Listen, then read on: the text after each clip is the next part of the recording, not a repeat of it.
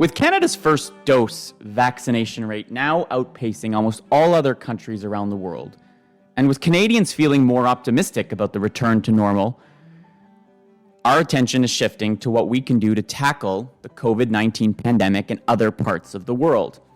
Today, on the eve of World Refugee Day, we explore what Canada can do to help those in far more vulnerable situations around the world and what Canadians think about it.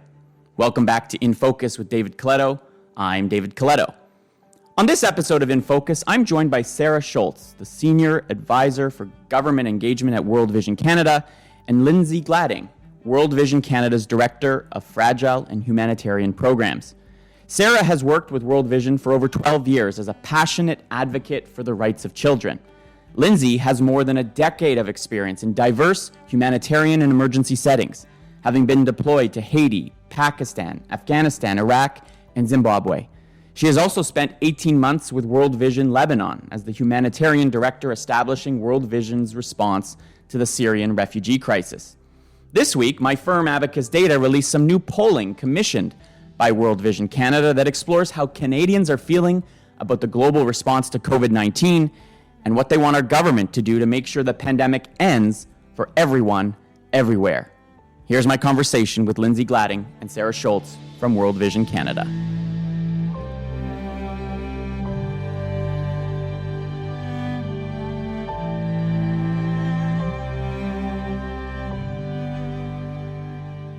Well, Sara and Lindsay from World Vision, thank you for joining the podcast today. Great to be here. Yeah, thanks for having us. So before we get into some of the details of the survey we did, and Lindsay, I'm so curious and interested to hear your perspective on what's happening on the ground and your experiences around the world. Sara, maybe you could give us some perspective on why World Vision Canada commissioned this survey in the first place. As I noted in the intro, we're on the eve of World Refugee Day, which is on Sunday, and this is the second survey we've done. But what specifically do you see as the real objectives of the survey and the other work that World Vision's doing in this space? Yeah, we for a year and a half, when I think about it, COVID-19 has drastically upended all of our lives. And when I say all of us, I mean everyone, everywhere around the globe. And in many ways, that experience of life being unpredictable, of being unstable on a mass scale, was new, was shocking for many of this generation of Canadians. And it, in a way, brought to mind what life can be like in other parts of the world on the regular and is like on the regular. It brought to mind just how interconnected we are, how decisions halfway around the globe actually make a real impact on, for example, whether my kids are able to go to school in person or not.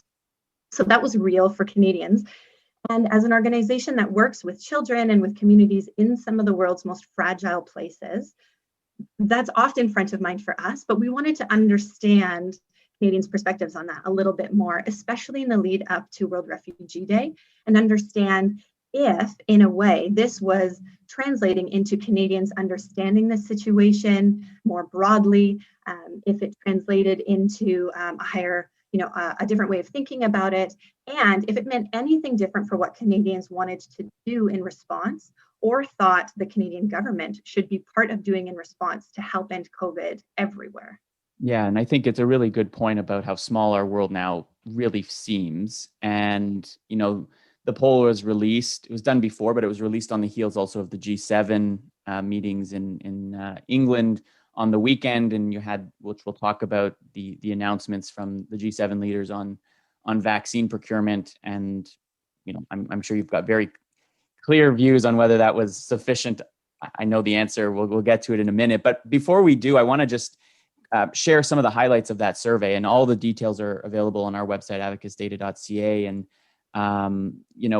just as a context, sometimes when we explore issues around international development, international engagement, cooperation, people assume, I think incorrectly, that generally the public doesn't care all that much about it. And certainly when you compare, international development up against, should I build a new hospital in my town or should you cut my taxes? Certainly it's hard to compete with those.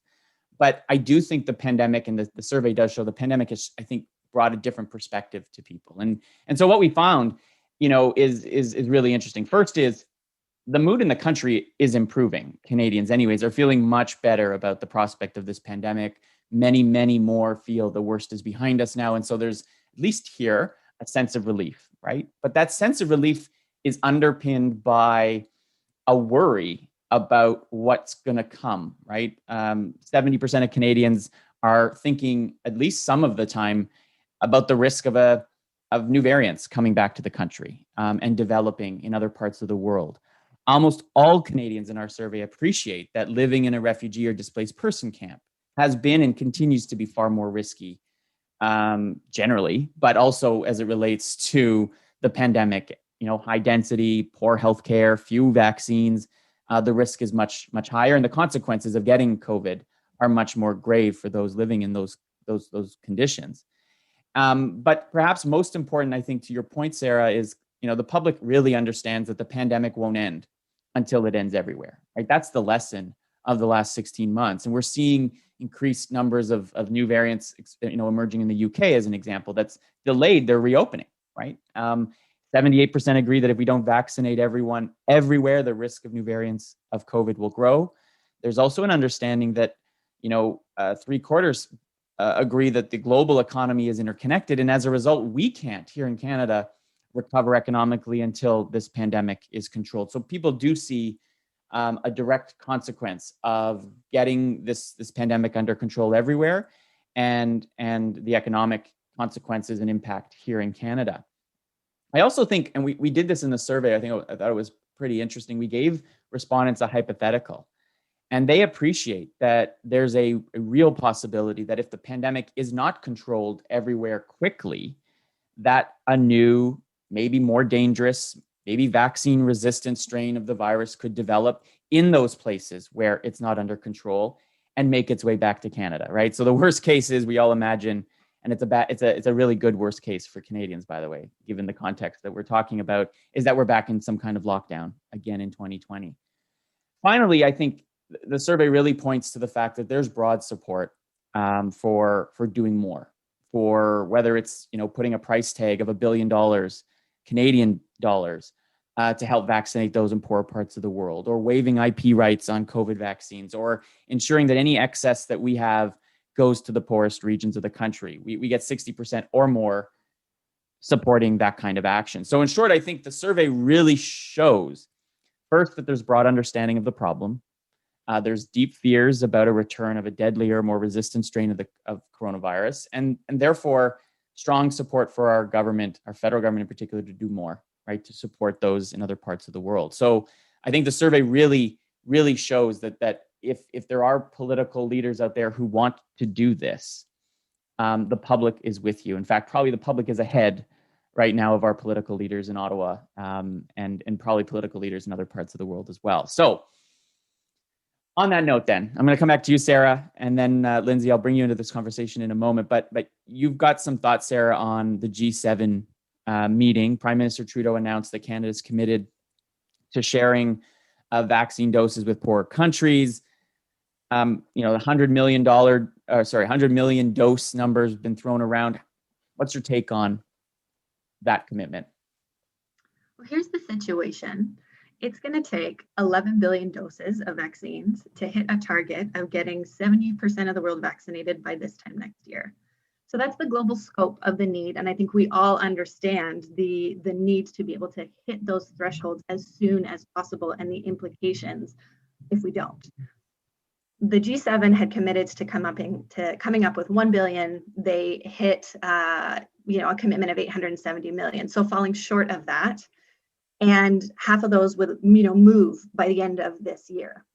So at first blush, G7 wide, this isn't enough to solve the crisis that we have in front of us. More is going to be needed, and it's going to be needed ASAP, essentially. When it comes to Canada's commitment, Canada committed to sharing of that 100 million, 13 million surplus doses, so actual vaccines in the 13 million amount. And 4 million of those would move almost immediately. So that's promising. The more that move now, the more we can get in front of things, the more that we can ensure that, doses are with lower income countries who can then start to distribute those if they're set up to do so. And so that was part of the commitment too. So some doses moving now, great, but there's not enough of a clear plan and commitment to upping that, ramping it up as we get into the summer, as we get into the fall. We have enough vaccines procured to be able to vaccinate Canadians 5 or more times over. And so without affecting the Canadian vaccine distribution plan, we can already know which vaccines we can start promising and get moving to developing countries. So in short, we could have done more at this time. To have some vaccines moving now is good, but we could have done more. And we are looking to see that happen. The Prime Minister has alluded to that. And so we're following that closely. We're engaging Canadians because they want to be part of that conversation and they care about it. They want to see Canada commit to more and make that clearer so that more vaccines get moving before the end of this year. And it's in conjunction with the poll that we put out together, World Vision also put out a new report on the situation being faced by refugees and people who've been forced from their homes. What did that report find? Yeah, so this report looked generally at the state and the trends for refugees, for anybody who has been forced to flee their home globally. We know that trend is on the rise. It's, at this point, more than 80 million people worldwide. So just in terms of numbers, it's one person forced to flee their home every 3 minutes. So that's a high number. And these are people who are highest at risk due to the situation, their living context, due to their health situations, highest at risk of COVID impacts directly on their health, of new variants emerging, but also of all of the secondary impacts on mental health, on the ability to keep your employment, to be able to put healthy food on the table for your family, all of these things. So writ large, these are populations that are highest at risk. And what our report found was that they are lowest priority. Right. That vaccines are not reaching these most vulnerable people. And alongside the Abacus poll, we did find that, Canadians have some misperceptions about just how dire things are. So this report highlights that, compared to wealthier countries where 1 in 4 people have gotten a jab, it's 1 in 500 in low-income countries. And World Vision spoke with almost 2,000 refugees, so a global poll, as it were, to understand their perspectives, their experience. And out of 2001 in Uganda had received a vaccine. Wow. Almost half of them thought they weren't eligible or hadn't heard anything about vaccine plans. And most host countries are having a real challenge with the vaccine rollout. And 40% of them don't even write refugees into those plans. So they're not even there, they're absent, totally missing. And so that's a huge challenge. It means that vaccines not only aren't getting there, but they aren't even planned for these populations. So that's a tremendous risk. And I think, given that we have been told to stay home during this pandemic, it is, it's even more challenging that home, they don't have a home because they've been displaced and they've had to leave their home because of conflict or discrimination or persecution. And so that's even harder because staying distant from others is not. Lindsay, did you want to add maybe some perspective on, make it tangible for us? You've spent more than a decade on the ground in so many different countries. What's life like for somebody who's been forced to leave that home? And we can talk about the Democratic Republic of Congo, Bangladesh, Jordan, Venezuela, so many countries and millions of people being displaced. Give us a sense of what's really happening on the ground. Yeah. So, living as a refugee is a status that no one would wish to have, forced to not only flee your home, possibly, the only place your family has ever known, forced also to leave your country, your sense of identity and any security that you may have built for yourself. So living as a refugee often means that people are not eligible to work in the country that's hosting you. And so that means that you can't provide the basics for your family. There's no means for you to buy food, to pay for rent. And so you're completely reliant on, the kindness of strangers and humanitarian assistance just to meet your basic survival needs. And so I have, as you said, traveled and worked in countries around the world, met with refugees, doctors, teachers, engineers who, have forced to flee their home and are now unable to work, completely separated from their identity and their ability to provide for their families. And as a child, you can imagine, the complete disruption and chaos that becoming a refugee causes in a young life. Ripped from friends, from school, from any sense of normalcy, and having your life completely turned upside down. At 3, 4, 7, 10 years old, and so I've met countless children who had lives, not much different than my own sons here in Ontario. They went to school, played video games, hung out with friends outside. And now as refugees have become beggars, are forced to work in the streets to provide for their families, been forced into early marriage, because as refugees, they have no other choices and no safety nets to protect them. And in a unfortunate way, we talk a lot here in Canada and sort of the developed world about, the impact that being pulled out of school and being stuck at home away from friends has meant for people here because of the pandemic. That's just the normal life, unfortunately, for a refugee, right? But I do think it creates an opportunity to create empathy, right? Like that to me is the key driver. People understand it. They recognize it. We saw it in our survey, but in a way, the pandemic, hopefully has allowed people to really think about the difference and how lucky we really are to have lived this pandemic here as opposed to, in Bangladesh. Maybe you could speak specifically about what's happening in one of the countries, you're working closely with. What's the vaccine rollout like?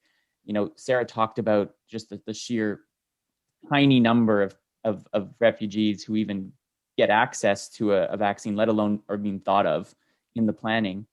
Where are the big gaps, and how do they even access them? Like what, maybe you can share sort of the actual process that might typically happen if it's, I know it's not typically even happening, but when it does start happening, hopefully sooner rather than later, what is that going to look like?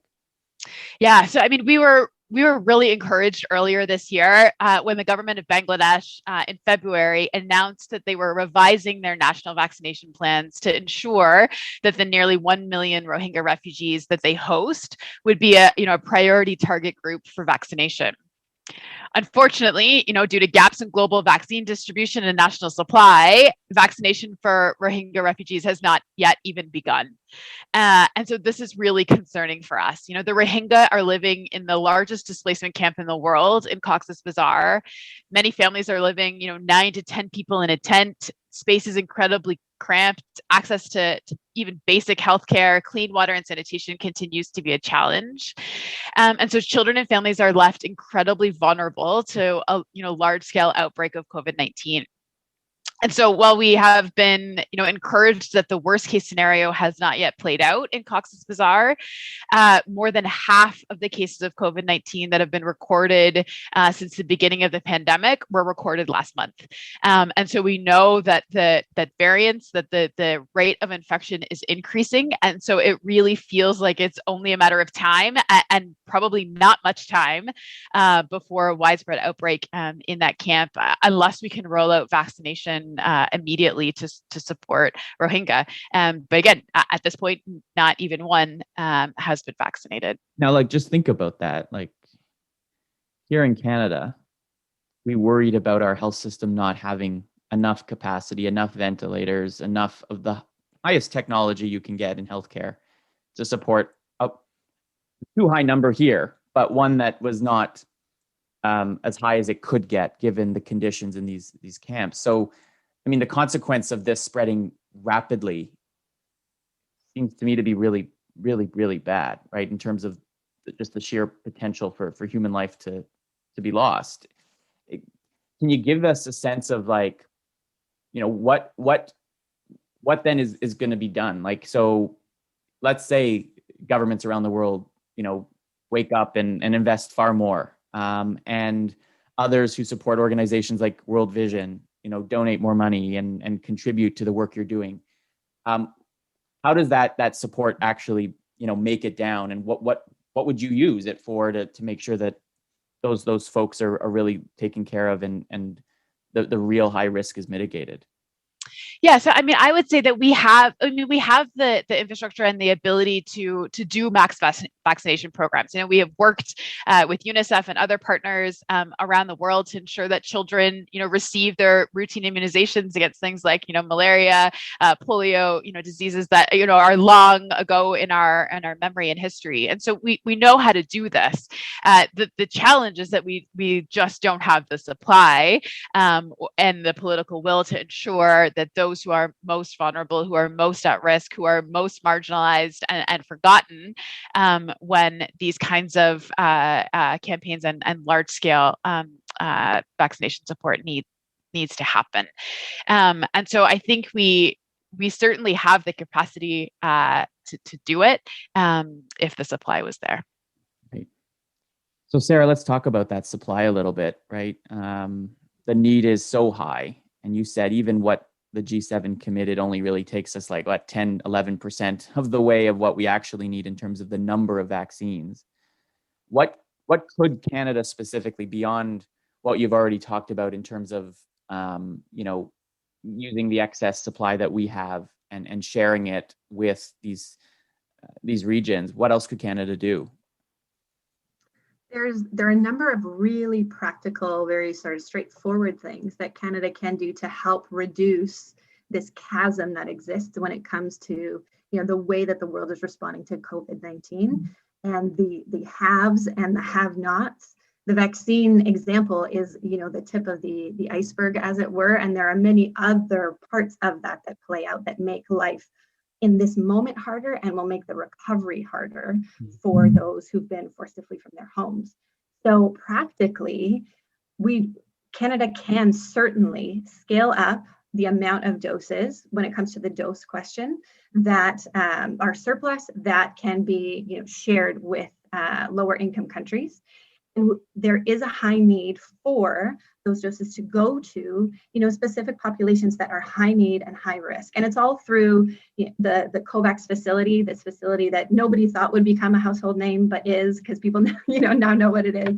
But that sort of pooled purchasing initiative to be able to ensure, equity in vaccine distribution worldwide.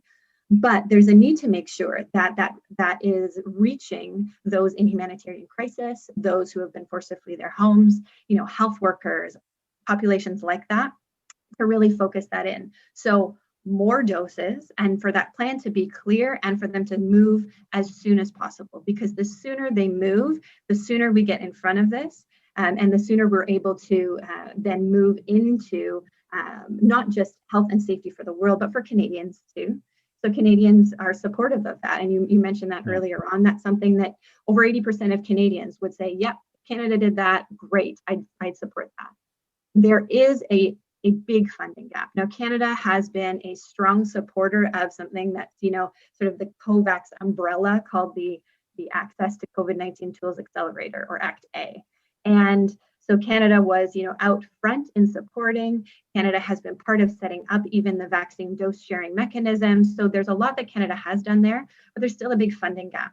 And the fact that a good portion, 87 million of the doses that were announced at the G7 were actually from funds that Canada had previously committed, detracts from that. Right. And so there's a need for Canada to step up, to increase that moving forward. And then Canada also has significant expertise on the technical sides to be able to help countries make sure that the national, vaccine deployment plans are well set up, are rolling out well, that health systems are strong enough to receive the vaccines and to get them in time to local posts and health posts and facilities, and to engage communities, kind of like here. There are big conversations around vaccine hesitancy, which will really impact our ability to hit some of those vaccine target thresholds. And so really localized engagement with communities to talk to people, share the information, and help them make decisions is required. And that's especially necessary for refugee populations, because as we were seeing, some of them had heard nothing, some of them didn't think they were eligible, didn't think they'd be included. And so the hesitancy there is high, especially for displaced populations. I want to just Sara and Lindsay, if you've got thoughts on this too, I'm just adding a new element that we didn't even plan to talk about. I just thought of it, and you hear, some of the conversations about why is for example, President Biden taking such a lead role on this, right? He sees this also as there's a global kind of political side to this, right? That we have certain vaccines, the sort of the West, and countries like China and Russia are using their vaccines. Like there's almost a game being played around vaccines, but there is a reason for us to be more engaged here beyond that. It's the right thing to do and it's good for us here. It's that almost like democracy's on the dais in a way. And is the democratic world, those G7 countries, not going to let China, for example, take a leadership role in vaccinating the rest of the world? I think that's a really interesting, perspective. It's one we didn't test in the survey, but I think, whether or not the prime minister wants to see himself as the so-called dean of the G7 and be a global leader, the public in our survey, don't necessarily see that, right? They don't see a connection between what we say we're going to do and what we actually do. So my sense is there's no real political risk here yet. I bet you feel, Sara, as someone who engages with government all the time, that it's almost like pulling teeth to get them to see the need. Maybe they understand the need, the willingness for them to actually act and do the right thing. The Canadians certainly see that increasingly. We see a dissatisfaction in, what is Canada doing on the global stage? Has the response to COVID-19 globally been enough? And when we looked at that year over year, Canadians, less and less Canadians are feeling like, oh yeah, Canada's done enough. I'm happy with the amount that the government is engaging on the global stage. Canada has been a country traditionally that, that cares beyond our borders, that has risen to the occasion in the past. Yes, because it's the right thing to do. Sure, because there are, geopolitical machinations going on in the background, but also because it matters for the health, the safety, and the economic viability of the Canadian citizen. And so that is much more front of mind for Canadians. They're thinking about it more. They're making those connections, and they expect that of their government. And at the same time, double the amount feel that Canada's not doing enough at this point. And I think that's an important trend to follow. Yeah, just to clarify, we did a survey last year, and we found about 13% of Canadians said Canada wasn't doing enough globally. It's more than doubled to 29% right now, and there's sizable numbers across the political spectrum who feel that, including those who support the Liberal government, who say, "Hey guys, you're not doing enough here." But beyond sort of government and kind of institutional impacts, Lindsay, what can Canadians themselves, right? Like we have an individual role to play. How have they engaged with World Vision's response around the world? Yeah, so I mean, as we found in the poll, we know that Canadians are worried about the risk of new variants and really understand that this pandemic, will not be over. We won't be able to fully recover until we can get this under control everywhere. And we've seen that support and that understanding in the generosity and action of Canadians who are supporting the work that World Vision does and other humanitarian agencies around the world. And so we recently launched a fundraising appeal in partnership with members of the Humanitarian Coalition, to respond to the significant surge of COVID-19 in India. And we were able to successfully raise more than $4 million from Canadians. And so there's no doubt that we understand and that we take pride in our ability to support vulnerable people, not only in our own communities, but those around the world. And so I know we were at the beginning of the pandemic, we were really concerned, that donations might decline, to agencies like ours, as Canadians struggled with, economic shutdowns and layoffs, the impact on people's employment security. But I have to say, we've been incredibly humbled by the dedication and commitment to maintaining support for the work that we do from Canadians across the country. And so, there's no doubt in my mind that Canadians are incredibly generous, that we understand that we have, the means and capabilities to ensure that Canadians are protected from COVID-19, but also that we can extend support to ensure that no one is left behind in this global pandemic and our response. Encourage everybody. I'm going to make a donation right after this podcast to make sure that you guys can keep doing the work that you're doing.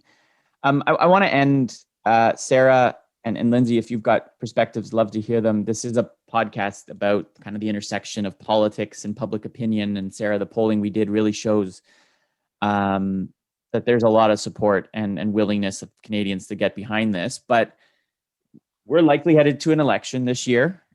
All the talk here in Ottawa is, August or September.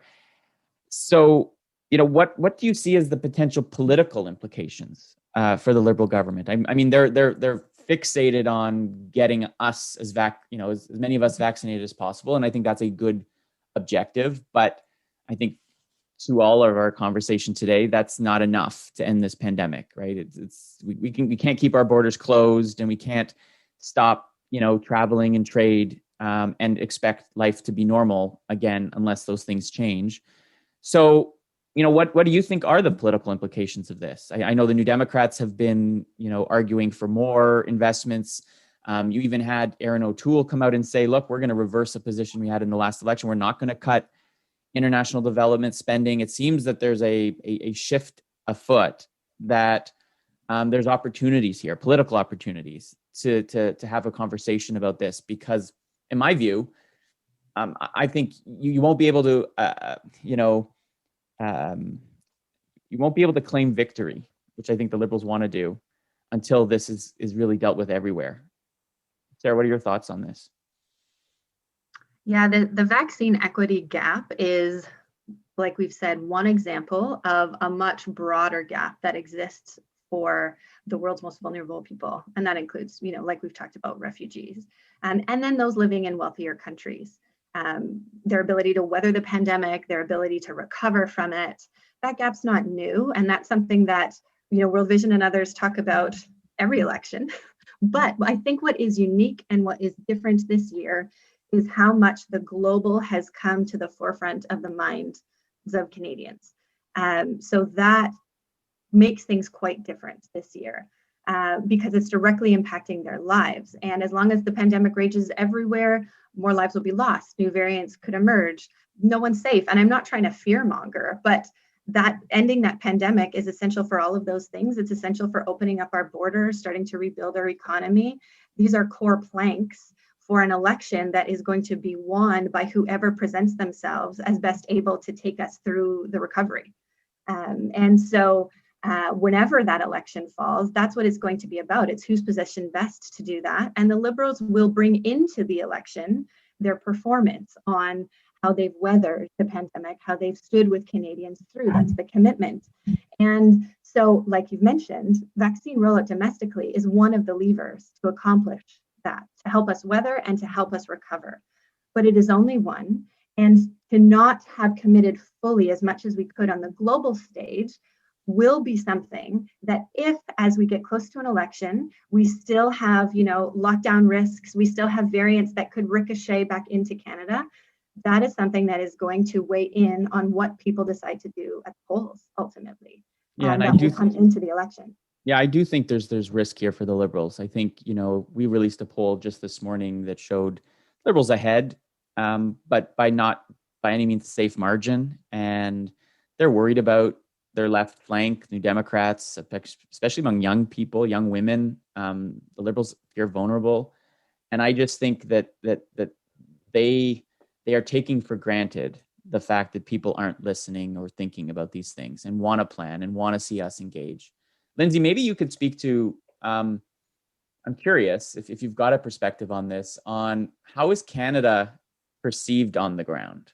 Does that ever come up? Like, we always talk about Canada's back and we're engaging internationally.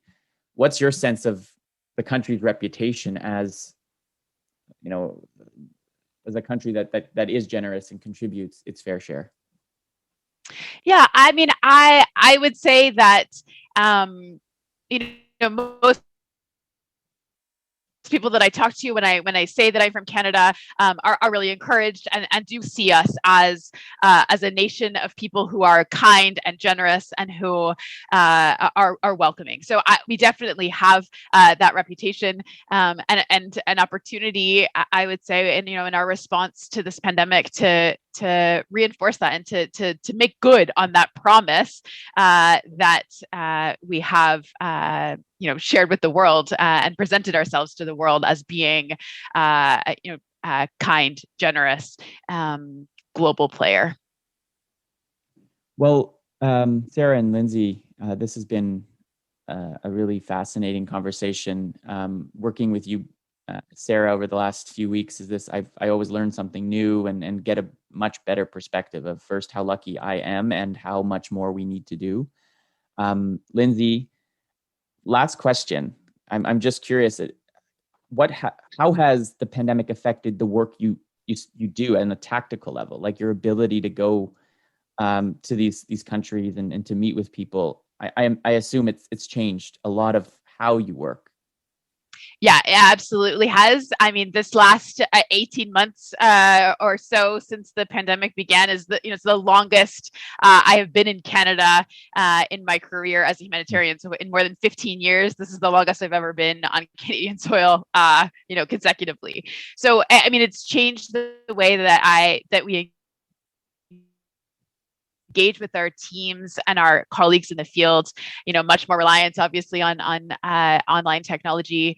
But I think it has also really helped us to understand and to empower our colleagues that are in the fields, that are on the front lines, doing this work every day, and has really brought the challenges and the opportunities that they face to life for us in a way that we haven't seen before. But absolutely looking forward to the days that we can travel again and get closer to the communities that we serve. Well, again, thank you for all the work that you do, and Sara for your advocacy work and just raising these issues onto the agenda and reminding us that our comfortable little lives here in Canada, pale in comparison to how hard other people, are going, how hard other people's lives are. So have wonderful weekends, and thank you so much again for joining the conversation. Thanks, David. Thanks for working with us ahead of World Refugee Day.